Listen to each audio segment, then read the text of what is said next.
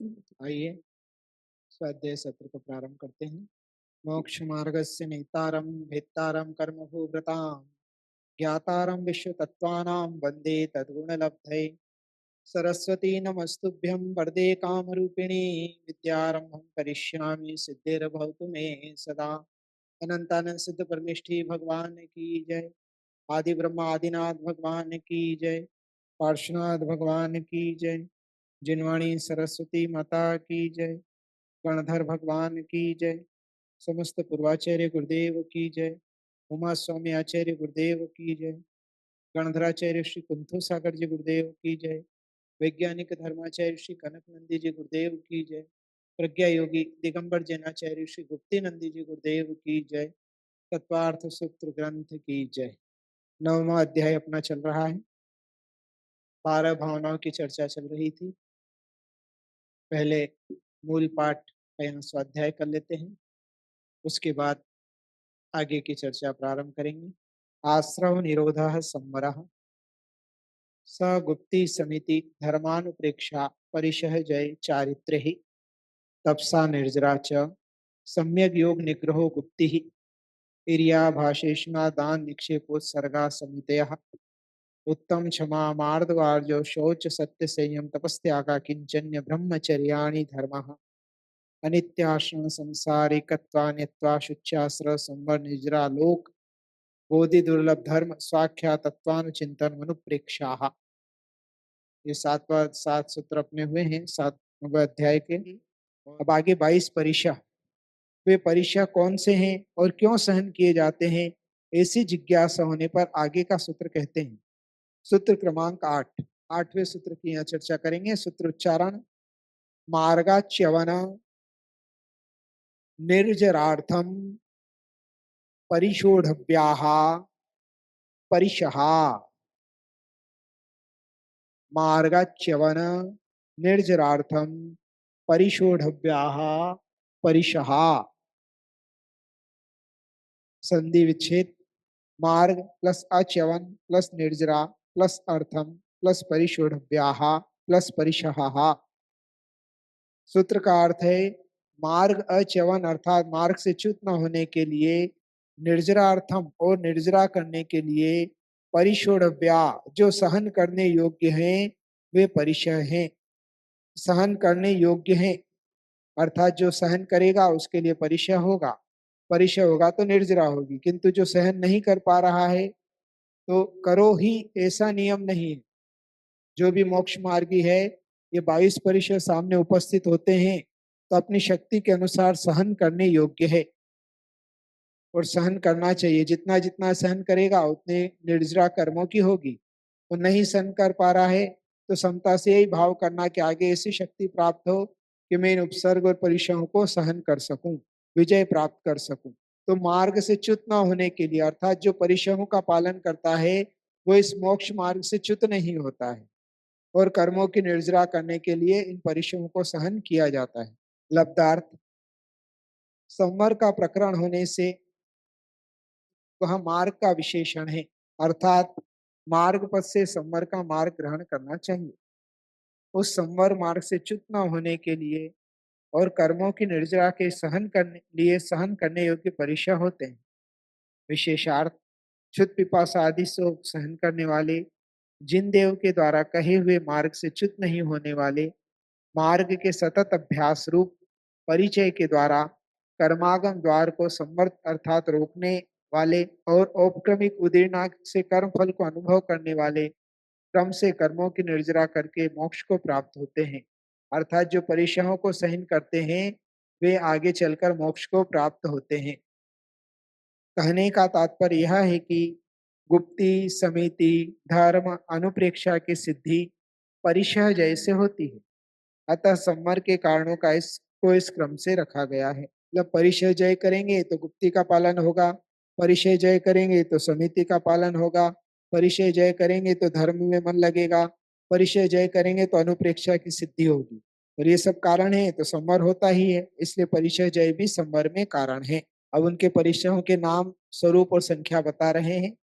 सूत्र क्रमांक 9 क्षुत पिपासा शीतोष्ण दंश मशक नाग्न्या रतिस्त्री चर्या निषद्या शय्या क्रोध क्रोश वध याचना लाभ रोग तृण स्पर्श मल सत्कार पुरस्कार प्रज्ञा ज्ञाना दर्शनानी। ये सूत्र है क्षुत पिपासा शीतोष्ण दंश मशक नाग्न्या रतिस्त्री चर्या निषद्या शय्या क्रोश वध याचना लाभ रोग तृण स्पर्श मल सत्कार पुरस्कार प्रज्ञा ज्ञाना दर्शनानी। सूत्र थोड़ा बड़ा है, एक बार सुन लीजिए फिर से। क्षुत पिपासा शीतोष्ण दंश मशक नाग्न्या रति स्त्री चर्या निषद्या शय्या क्रोश वध याचना लाभ रोग तृण स्पर्श मल सत्कार पुरस्कार प्रज्ञा ज्ञाना दर्शनानी। संधि विग्रह करेंगे। क्षुत पिपासा शीत उष्ण दंश मशक नाग्न अरत्य स्त्री चर्या निषद्या शय्या आक्रोश वध याचना अलाभ रोग तृण स्पर्श मल सत्कार पुरस्कार प्रज्ञा अज्ञान अदर्शनानी।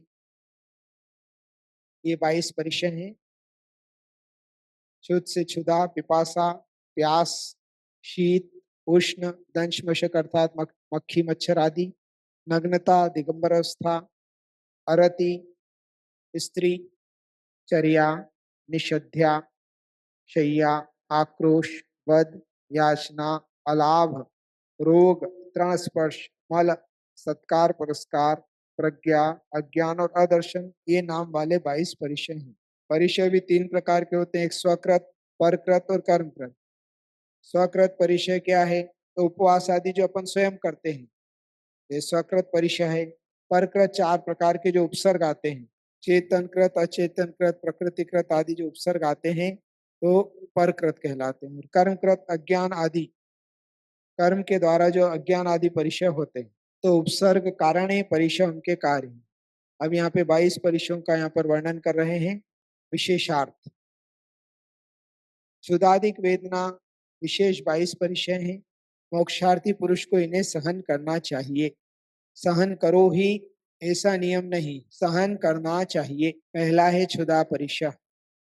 जो भिक्षु निर्दोष आहार का शोधन करता है, जो भिक्षा के नहीं मिलने पर अल्प मात्रा में मिलने पर क्षुधा वेदना को प्राप्त नहीं होता है, अकाल या आदेश में जो भिक्षा लेने की इच्छा नहीं होती है, आवश्यकों की हानि को थोड़ा भी सहन नहीं करता, जो स्वाध्याय और ध्यान भावना में तत्पर रहता है, जिसने अनेक बार स्वकृत और परकृत प्रायश्चित विधि के अनशन व अवमोदर तप किया है, जो नीरस आहार को लेता है, अत्यंत गर्म भांड में गिरी हुई जल की कतिपय बूंदों के समान जिसका गला सूख गया है, और क्षुधा वेदनी की उदीर्ण होने पर भी जो भिक्षा लाभ की अपेक्षा उसके अलाप को अधिक गुणकारी मानता है, उसका क्षुधाजन्य बाधा का चिंतन नहीं करना क्षुधा परिचय जय है। जब निर्दोष आहार का शोध करता है साधु और भिक्षा नहीं मिली तो भी कोई बात नहीं, मिल गई कम मिला, जितना भूख थी उतना नहीं मिला,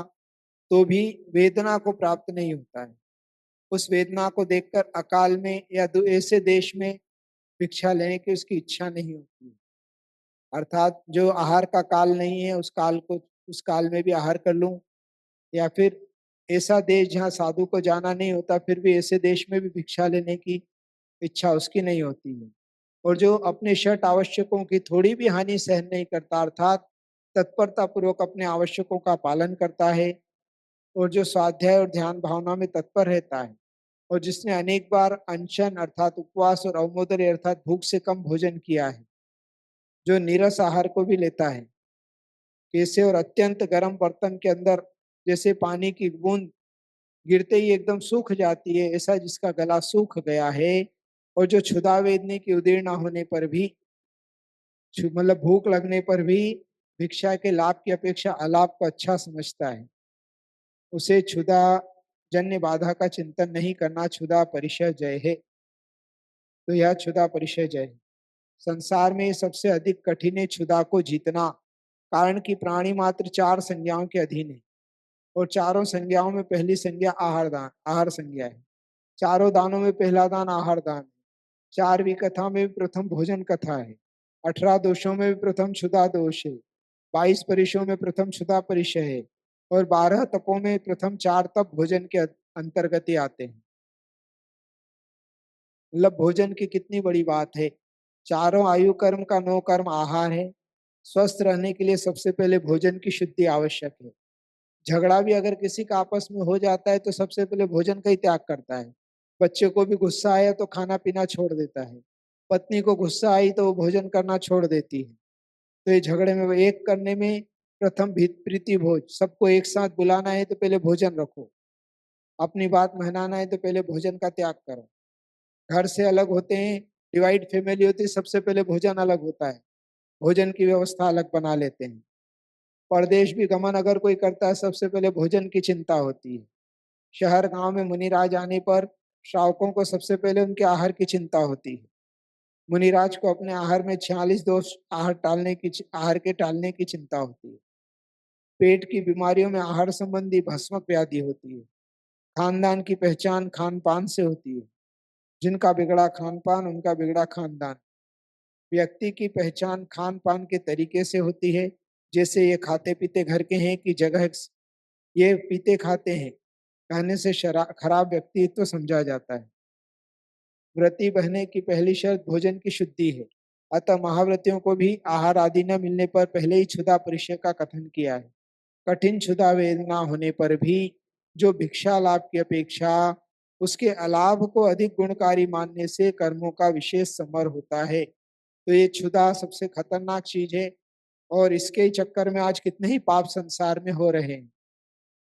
तो सबसे पहले यहाँ पर क्षुधा परिचय जय को ही बताया गया है। और अन्य जगह भी सब आहार को ही पहले रखा गया है। ये विशेषता है उसकी।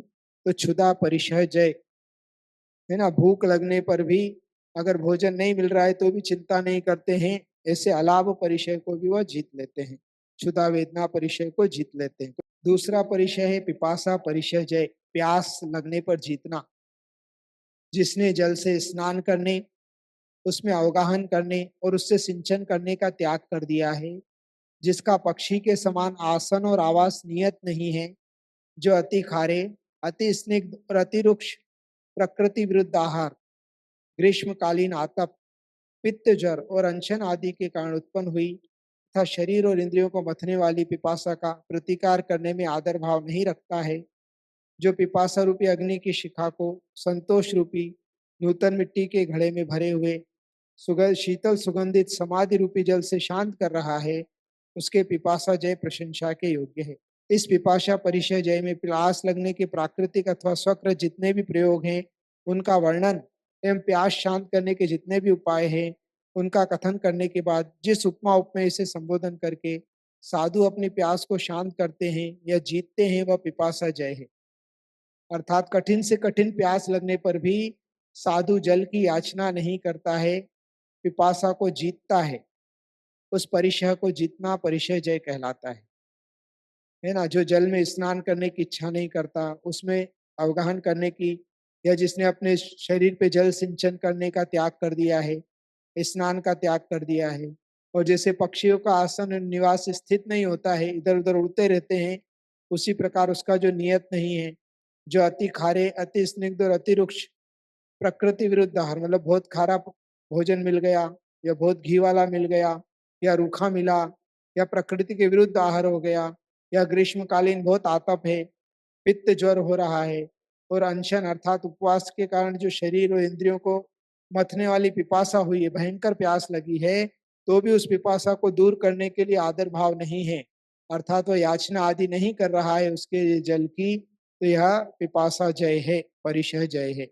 शीत परिशय जय, जिसने आवरण का त्याग कर दिया अर्थात वस्त्र का, पक्षी के समान जिसका आवास निश्चित नहीं है, वृक्ष मूल, चौपथ और शिलातल आदि पर निवास करते हुए बर्फ गिरने पर और शीतल हवा के झोंके आने पर उसका प्रतिकार करने की इच्छा से जो निवृत्ति है, पहले अनुभव किए गए शीत के प्रतिकार के हेतुभूत वस्तुओं का जो स्मरण नहीं करता और ज्ञान भावना रूपी गर्भागार में निवास करता है, उसके शीत वेदना जय प्रशंसा के योग्य है।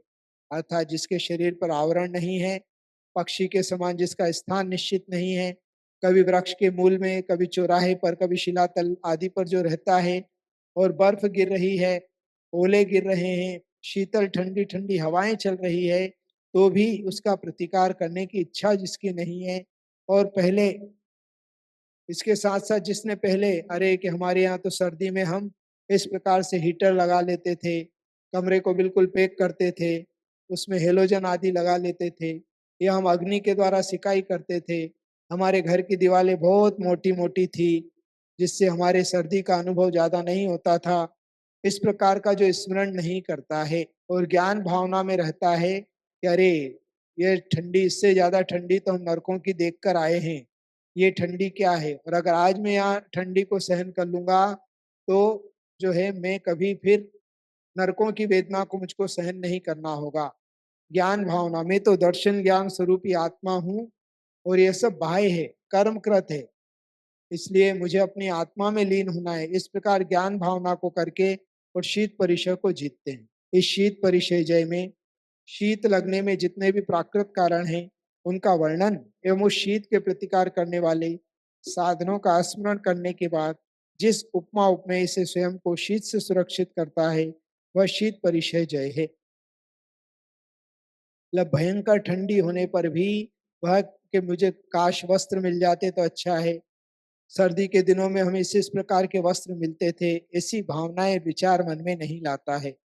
समता पूर्वक, निराकुलता पूर्वक उस शीत की बाधा को सहन करता है, विजय प्राप्त करता है, उसके शीत परिचय जय होता है। उष्ण परिचय जय, गर्मी, निर्वात अर्थात वायु रहित और निर्जल अर्थात जल रहित तथा ग्रीष्मकालीन सूर्य की किरणों से सूख कर पत्तों के गिर जाने से पत्र छाया रहित वृक्षों से युक्त ऐसे वन के मध्य में जो अपनी इच्छा अनुसार प्राप्त हुआ है ना। वायु नहीं चल रही है, पानी भी कहीं नहीं है, सूखा ही सूखा है, ग्रीष्मकालीन की किरणों से जो है पेड़ों के पत्ते भी गिर गए हैं, अर्थात पेड़ों में भी छाया नहीं बची है। ऐसे वन के मध्य में भी जो अपनी इच्छा अनुसार वहां पर है, अनशन आदि आभ्यंतर साधन वश जिसे दाह उत्पन्न हुई है, अनशन अर्थात उपवास आदि अभ्यंतर तप करने के कारण जिसके शरीर में बहुत गर्मी उत्पन्न हुई है, दावाग्नि, जंगल की अग्नि, जन्य दाह, अति कठोर कठोर वायु और आतप के कारण जिसके गले और तालू में शोष जलन उत्पन्न हुआ है, गले और तालू में भी जलन उत्पन्न हो रही है, इतनी भयंकर गर्मी है। और जो उसके प्रतिकार के बहुत अनुभूत हेतुओं को जानता हुआ भी कैसे इस प्रकार करने से ऐसे ऐसी ठंडी दूर हो सकती है, इन उपायों को जानता हुआ भी जो चिंतन नहीं करता इन उपायों का, तथा जिसकी प्राणियों की पीड़ा के परिहार में चित्त लगा हुआ है, उस साधु के चारित्र का रक्षण रूप उष्ण परिचय जय कही गई है, कही जाती है। इस उष्ण परिचय में उष्णता के बाह्य और अभ्यंतर कारणों के मिलने से जो शारीरिक संताप होता है, उस संताप के दूर करने वाले अनुभूत प्रयोगों को जानता हुआ भी उनका प्रयोग तो क्या चिंतन भी नहीं करता है, क्योंकि उष्णता को दूर करने वाले प्रयोगों से जीवों की विराधना होगी। अतः चारित्र की रक्षा के लिए उष्ण परिचय जय किया जाता है। तो इस प्रकार गर्मी में भी पहले जो साधन उपभोग में लिए थे उनका चिंतन नहीं करना, और वर्तमान में निराकुलता पूर्वक ज्ञान भावना सहित उस उष्ण परिचय को सहन करना, उस पर विजय प्राप्त करना, यह उष्ण परिचय जय कहलाता है। दंश मशक परिचय जय, सूत्र में दंश मशक पद से दंश मशक मक्खी, पिस्सू, छोटी मक्खी, खटमल, कीट, चींटी और बिच्छू आदि का ग्रहण होता है। जो इनके द्वारा की गई बाधा अर्थात पीड़ा को बिना प्रतिकार किए सहन करता है, उन्हें मन वचन काय से बाधा नहीं पहुंचाता है, और निर्वाण की प्राप्ति रूप संकल्प ही जिसका मात्र ओढ़ना है, उसके उनकी वेदना को सह लेना दंश मशक परिचय जय कहा जाता है। दंश मशक अर्थात मच्छर है ना, मक्खी, छोटी मक्खी, बड़ी मक्खी, खटमल, कीट, चींटियां, बिच्छू आदि सब बहुत सारे हैं। इनका जो दंश है, इनके द्वारा जो है तकलीफ अपने को हो रही है, तो भी साधु समता से उस तकलीफ को सहन करते हैं। जैसे चारित्र चक्रवर्ती आचार्य शांति सागर जी गुरुदेव गुफा में ध्यान करते थे, और ध्यान करने के लिए गए थे शाम को, और वहां जो मंदिर की गुफा में जो पुजारी था वह दीपक लगाने गया, और दीपक लगाते समय तेल उसके द्वारा कुछ धुल गया, और उस तेल के कारण इतनी चींटियां वहां पर बड़ी बड़ी चींटियां आ गई, किंतु आचार्य महाराज रात भर आंख बंद करके बैठे रहे। और वह जो चींटियां, वो जो कीड़ा था, मतलब मकोड़ा, काली वाली बड़ा चींटा, वह उनके पुरुष चिन्ह को खाता रहा। वहां से खून निकल गया, खून की धार बह गई, तो भी आचार्य महाराज वहां से हिले नहीं। फिर बाद में जब सुबह प्रातः काल में आकर श्रावकों ने देखा, जब जाके उस उपसर्ग को दूर किया गया। यह होता है दंश मशक परिचय जय।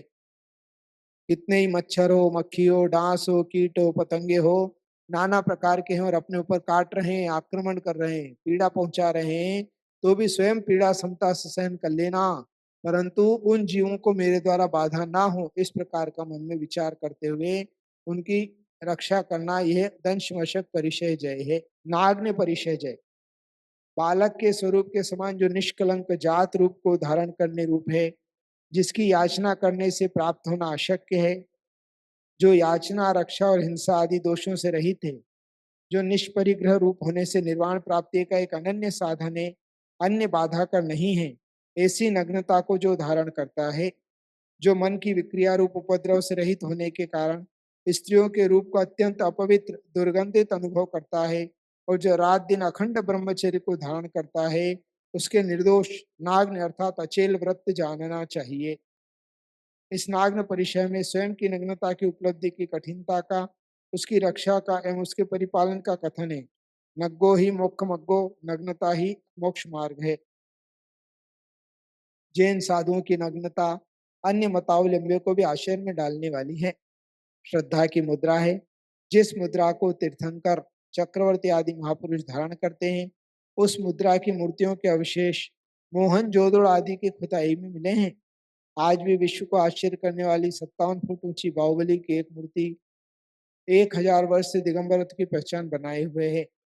52 गजा की उत्तुंग आदिनाथ की मूर्ति, मांगी तुंगी की 108 फुट उत्तुंग आदिनाथ की मूर्ति, उत्तर भारत में भी अनेक अनेक विशाल मूर्तियां हैं, किंतु फिरोजाबाद जिले के भरतेशपुरम शिकोहाबाद में विश्व की प्रथम 31 फुट उत्तुंग कल्पतरु भरतेश भगवान की मूर्ति स्थापित है, जो युग युग तक जीवित रहेगी। यह नग्नता चाहे मूर्ति के रूप में हो या प्रत्यक्ष साधु के रूप में, पंच परमेष्टि की नग्न मुद्रा सम्यक दर्शन में कारण है, इसलिए मुद्रा पूज्य है।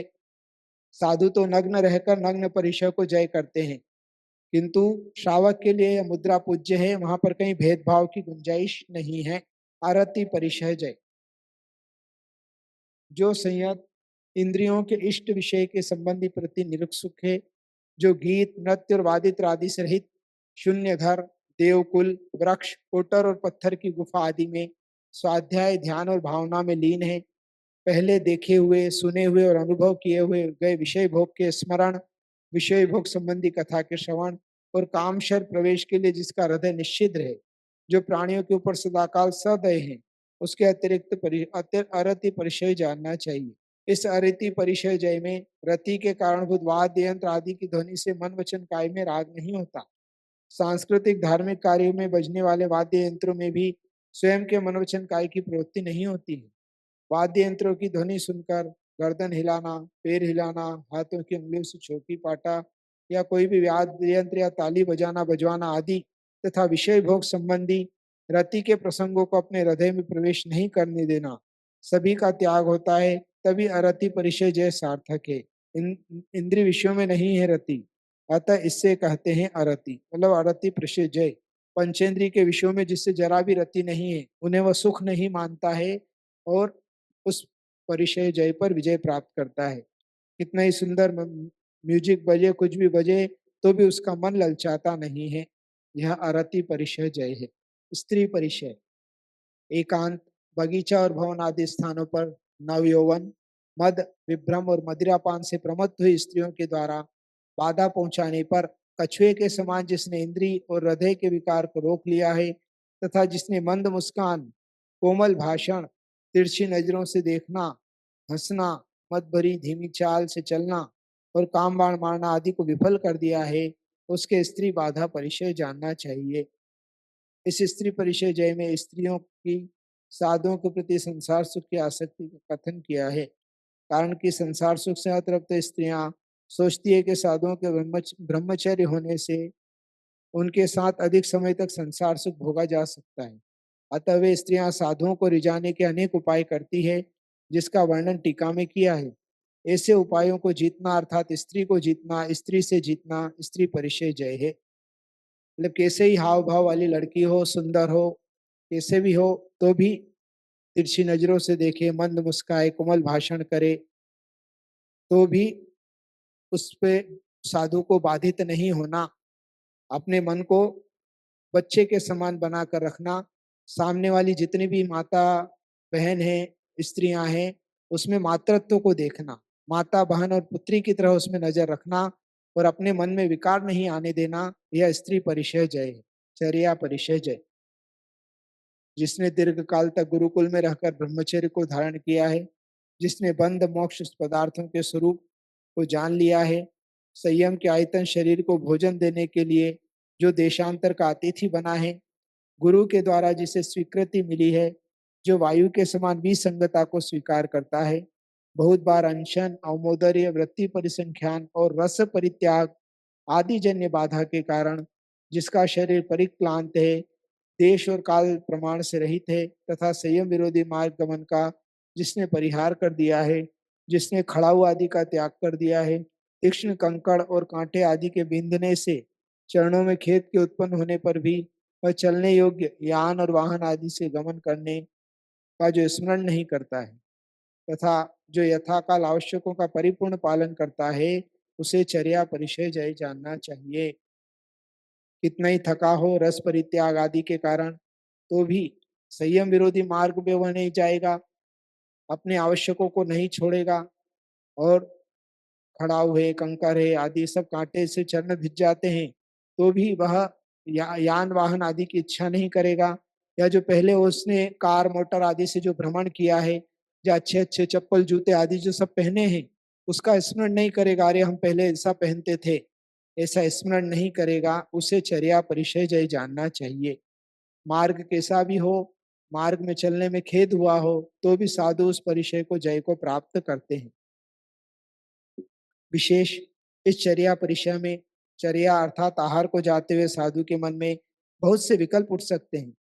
जैसे आहार को जाऊं तो कोई मुझे आहार के लिए पड़गाएगा या नहीं, कल मेरा उपवास था, अंतराय था, अतः आहार के लिए दूर कैसे जाऊं, उस श्रावक के यहाँ चर्या ठीक हो नहीं होती है, वह श्रावक चर्या ठीक करवाता है। ऐसे संकल्प विकल्प करना, चर्या में जाने का मार्ग कंकड़ीला, कटीला, कच्चा है, ऐसे अनेक विचारचर्या में नहीं आना चर्या परिचय जय है। आहार विहार आदि के लिए साधु जब जाते हैं, तो रास्ते में नाना प्रकार का, कभी अच्छी सड़क, कभी खराब सड़क आदि मिलती है, लोग गालियां आदि भी बकते हैं, तो उस खराब सड़क आदि मिलने पर भी शांत चित्त उसको पार करना और मन में पहले से वह नहीं करना, अरे मैं जा रहा हूँ, कोई पड़गान करेगा कि नहीं करेगा, मेरा कल उपवास था, आहार अच्छा होगा कि नहीं होगा, कोई आहार करवाने वाला है कि नहीं है, वह श्रावक अच्छा आहार कराता है, उसके यहाँ अच्छा चोखा लगता है, इसके यहाँ चोखे में तो कोई दम नहीं है, इस प्रकार का साधु मन में विचार नहीं करते हैं, तो यह परिचय जय जानना चाहिए।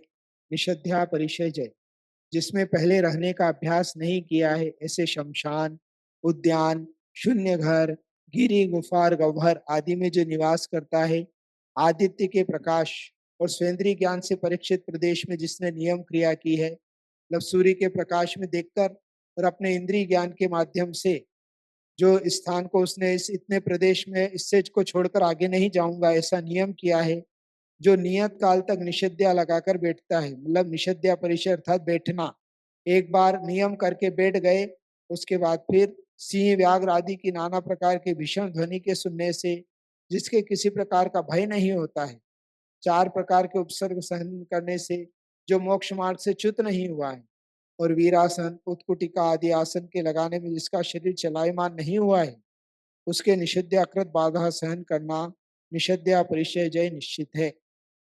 निषेध्या अर्थात बैठना, एक ही आसन से घंटों बैठना, जो स्थान निर्धारित किया है वहां से हिलना नहीं, फिर चाहे कितना भी उपसर्ग आ जाए, जानवर पास में आ जाए, शेर आ जाए, सब आ जाए, तो भी भय के मारे उठकर भागना नहीं, उस पर विजय प्राप्त करने का प्रयास करना, अपने स्थान को नहीं छोड़ना, उसे बोलते हैं निषेध्या परिचय जय।